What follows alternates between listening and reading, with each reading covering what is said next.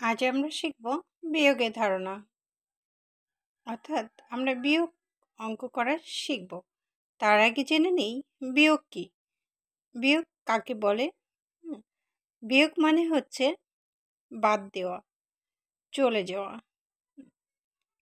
তাহলে আমরা মনে রাখব যে বিয়োগ মানে হচ্ছে বাদ দেওয়া। এখন আমরা বইয়ে দেখি কি বলছে। এখানে লেখা আছে 5টি পাখি থেকে 2টি উড়ে গেলে কয়টি পাখি থাকে? 5টি পাখি থেকে 2টি উড়ে গেলে কয়টি পাখি থাকে? এই যে এখানে ছবি দেওয়া আছে, মনে করো যে একটা ডালে 5টি পাখি বসে আছে, সেখান থেকে এই যে উড়ে গেল, কয়টা পাখি উড়ে গেল? 2টা পাখি উড়ে গেল, তাই না? তাহলে দেখো কি লেখা আছে এখানে, মনে হচ্ছে হিসাবটি যোগের মতো নয়। যোগ মানে তো আমরা একসাথে করতাম, তাই না? একত্রে করতাম বা মিল করতাম, আর এখানে হচ্ছে চলে যাচ্ছে। তাহলে এ কি বলছে দেখো, হ্যাঁ পাখি উড়ে গেলে পাখির সংখ্যা কমে যাবে। তাহলে বিয়োগ করলে হচ্ছে কমে যাবে, যখন আমরা বাদ দিব তখন হচ্ছে কি হবে? কমে যাবে। তাহলে পাখি রইল কয়টি?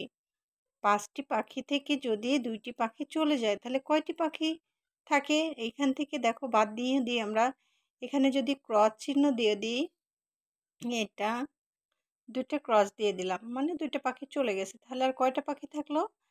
1 2 3। তাহলে এখানে 3টা পাখির জন্য আমরা এখানে কত লিখতে পারি? এখানে 3 লিখতে পারি, তাই না? তাহলে পাখি রইল হচ্ছে 3টি।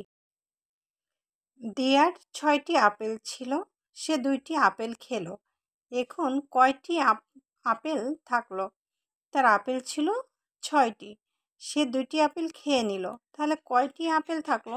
এখানে আমরা একটু ছবির মাধ্যমে বোঝার চেষ্টা করি। দেখো টোটাল আপেল ছিল হচ্ছে 1 2 3 4 5 6, 6টা আপেল। এই 6টা আপেল থেকে দেখো 2টা আপেল আমরা দেখতে পাচ্ছি খেয়ে নিয়েছে।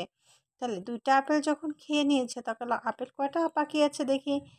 1 2 3 4, 4টা আপেল রয়ে গিয়েছে। তাহলে 6টি ছিল আর 2টি হচ্ছে খেলো, তাহলে থাকলো কয়টি? আমরা গুনে দেখতে পেলাম যে এখানে 4টি আপেল থাকলো, তাই না? তাহলে আমরা এই ঘরের মধ্যে 4 লিখে দিব।